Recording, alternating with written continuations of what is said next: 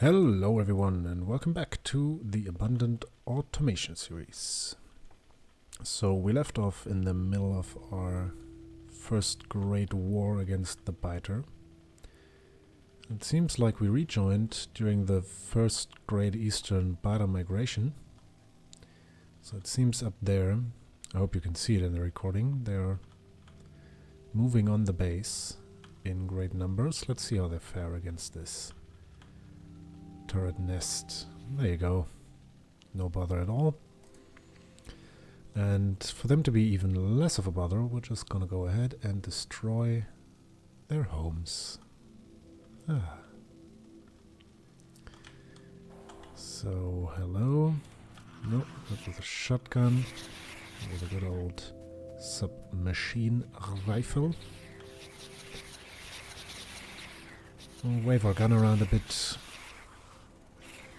And I think I just completely forgo using the shotgun now. I mean, we do have plenty of ammunition, so it's not really a problem there.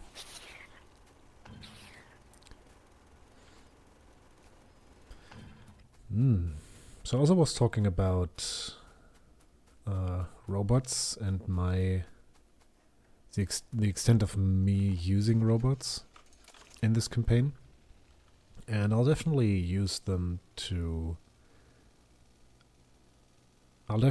for logistics, character logistics, so character logistics slots and character trash slots, and for the good old construction robots.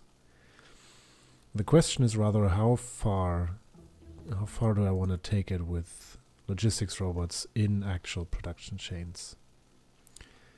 And I'm not 100% certain on that. I've done a couple of campaigns that were really heavy on robots. I've done a couple of campaigns that were extremely light on robots. I've also done some that were somewhere in between, and I'm not 100% certain. I definitely don't like the look of a factory that just only works on robots. If you're going to do an ultra factory like the monster base of doom, which launches 100 rockets per minute, then you'll probably need to go into robots at some point, or have just a beastly computer, because that's all it comes down to for me. It's just performance. So robots are obviously more efficient, and I don't only mean in terms of the amount of stuff they carry in terms of throughput. I only mean in terms of CPU usage. So how much stuff has your processor got to do with belts versus robots? And there's obviously a lot less entities on the screen with robots, so in that respect I think they'll always be better. But yeah, and I don't think that this will be something that'll really affect us too much in this playthrough, at least not for now. So for the first part, and probably also the largest part of this whole campaign, I'll keep robot usage to a minimum. I just like the challenge that comes from having to design something around belts. Because if you're using robots, all you have to do is figure out the ratios and put enough roboports nearby and have enough robots, and then that's it. There's nothing else to it.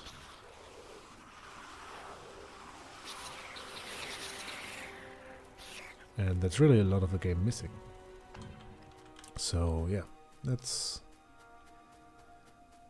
something I'd rather avoid. The stripping myself of all these design challenges, that is.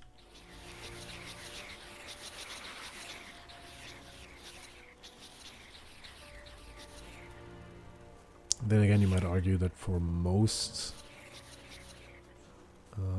for most problems, or at least for some. It's not really a design problem anymore, because pretty decent, close to perfect solutions have already been found and posted on the subreddit or made publicly available via YouTube. But I always like to think about all of these designs twice, because that's where I draw my fun from in this game. It's not so much... Well, it's not only building a big factory, but also having nice designs. Having elegant designs that kind of also look nice. Alright. So we're doing pretty good on the alien artifact front here, for a reason. Well, let's also leave some show of our victory here.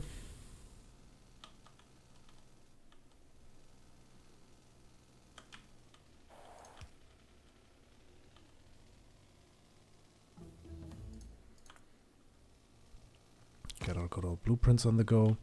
Getting automated construction is, I feel, never a bad thing. Even if you don't have robots, you can still create blueprints once you have like one advanced circuit. Or is it 2 or 1? We'll have to see. But you can get blueprints, and then you can also take blueprints, obviously, and put them down and use them as guidelines in your building stuff, which is fairly handy. So there we go. Let's have a nice drive around the outskirts of our pollution cloud. Also put a couple of belts here. Well, that's already non-polluted land. Unpolluted? Pollution-free territory. Seems I already had a connection with that tree there. Alright, so this already is clear of pollution, so let me just walk back here and place one victory item here and there. And then we'll move up north.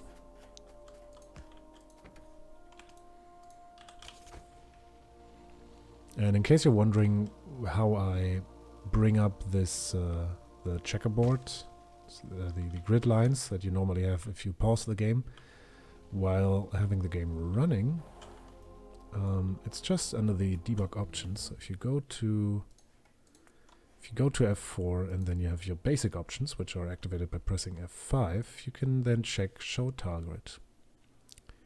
And also down here we have enemy expansion candidate chunks. Right now I probably don't want those rail things. Not that they would hurt, but I recently debugged some train related shenanigans. And since I already did the debugging, you won't have to do it in this series. Alright, all of you pretties, come here.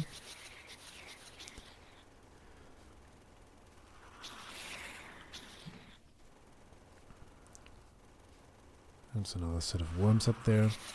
Yeah, small worms really are no problem, because I think they have pretty much the exact same range that you have with your gun.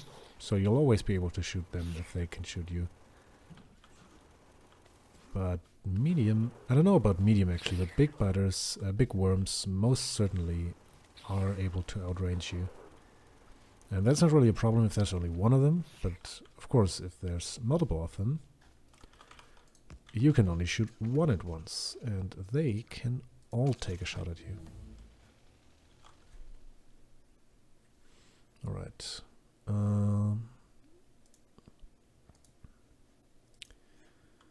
We're slowly running out of stuff to research here. But that's okay. We're not too far off the oil level. Plus there's really no need to rush there. Ah, there we have a big one. Let's see, can I take out the... Nope. Nope, nope, nope. Alright.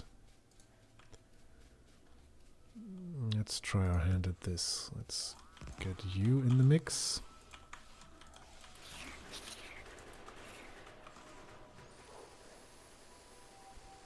Alright, a little cheesy, but well worth the investment.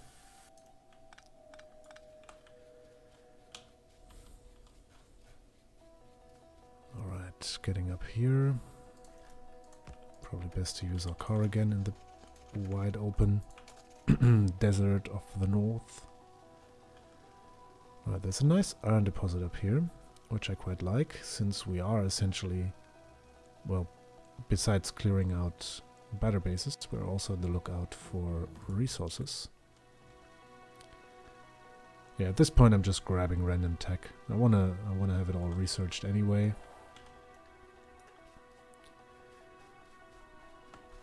Yeah, it's a problem with the green science. I think maybe I mentioned this before, but it's definitely been in one of the Friday facts that the developers at Wubi think, so they themselves see it, that the green tech tree is a little too fast. The normal player, especially, so if you're either new or if you're not new and you want to build a big factory, in either way you'll run through this tech through the green level too quickly to make use of the individual stages.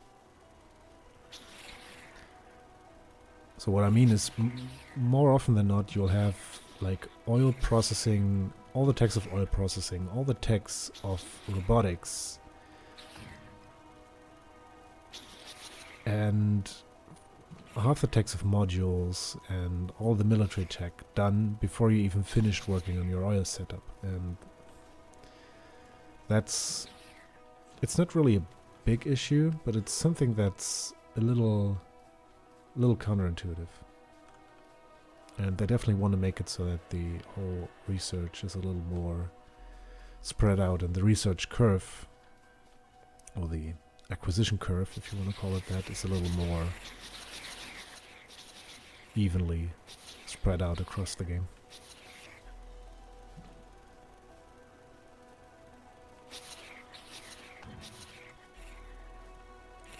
Right, we're coming up to the edge of a pollution up here. So far, a very nice copper deposit here, up here as well.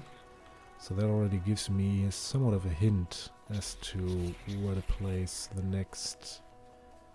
Yeah, there we are. That's another iron deposit. So we're definitely going to start our train network going out east. And then we're going to see where we are going from there. But right now, as I probably said about a dozen times by now, we are starving for iron. Whoops. Yep. Don't break my car. It's all of my pride in there. I wonder when spitters will appear. I would guess it's around 25%. I mean, if it were 20, I suppose we would have already seen some.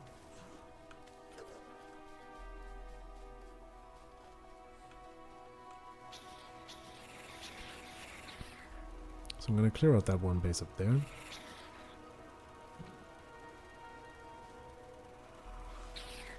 then I'm going to head back down, put a few victory items here and there.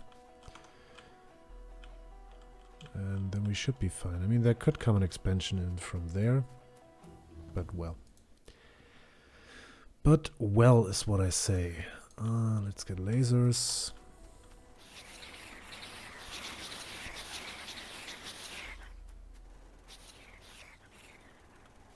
Yeah, in a non-RSO game, you probably wouldn't be this far ahead of your factory in terms of tech. But because I'm playing on such a large map and I want to build on such a large scale eventually, and resources are so far apart, I kind of have to accommodate for all of this. And this obviously means, because I'm only one person, that the research, that the base building's not going to go as fast as the research, assuming I can supply the latter with resources. And that's totally acceptable. I mean, having the tech, it doesn't expire or something. That would be something, wouldn't it? If you could forget your technology. I think it would be a horrible mechanic.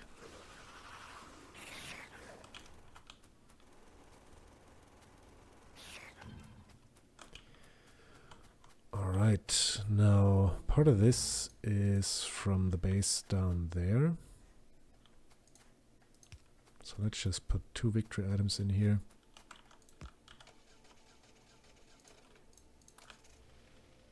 Did I say that I love the sound that the car makes when it won't turn on? Right, there we go. Now let's head back home. I think I've had about enough of killing biters. There's obviously going to be one more base here. Let's approach it with the appropriate amount of caution. Just to say none. No, but we do have a number of worms here and spitters. Small spitters, mind you, but they will grow too.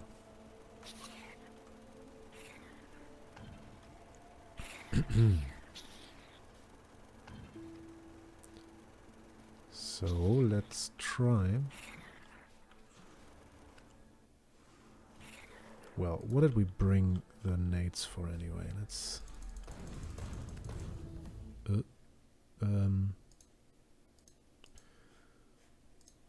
yeah, some more advanced material processing.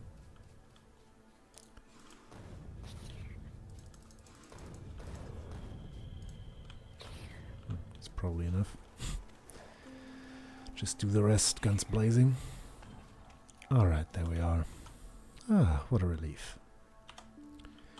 A nice open space for us to build our factory and our first outposts. So let's head back home.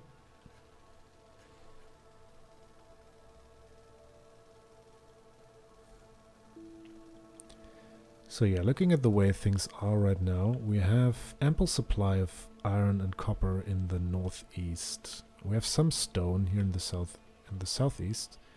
We don't have any particularly large supply of coal, but then again, we do have this half a million deposit up here, so we're not really crazy for coal right now.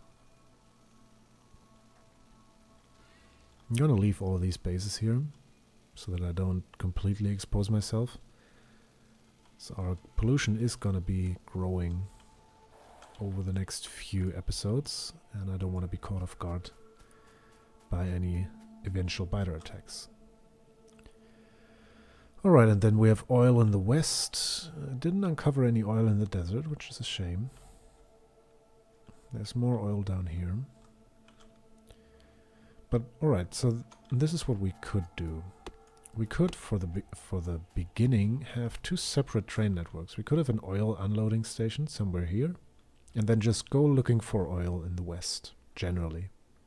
And first attach these 5 derricks, and then later explore a bit more. I'll also put a radar down at every outpost, or at every border outpost anyway, so that we will actually be able to see a bit more without me having to run about the place. Oh, there's actually coal up there. Yeah, well, even without that, I would 100% have gone east and north with my first ore railway expansion. So that's pretty much what we're going to do. So for that, I think it might be a good idea to redesign these smelting columns to a format that works with medium power poles. Because with medium poles you can have this set up with all of the furnaces stacked up right against each other. And this would again save us in this setting 1, 2, 3, 4, 5 tiles. So if we're going up to blue tiles, to blue belts, that's a whole 15 tiles we're saving, which could mean something, or maybe it wouldn't. So I think a first station up here, not the worst of ideas. We will want to be careful as to not run into the power supply up here. Also, speaking of power, it was I think I looked before we went, and as far as I recall, I didn't build anything since then.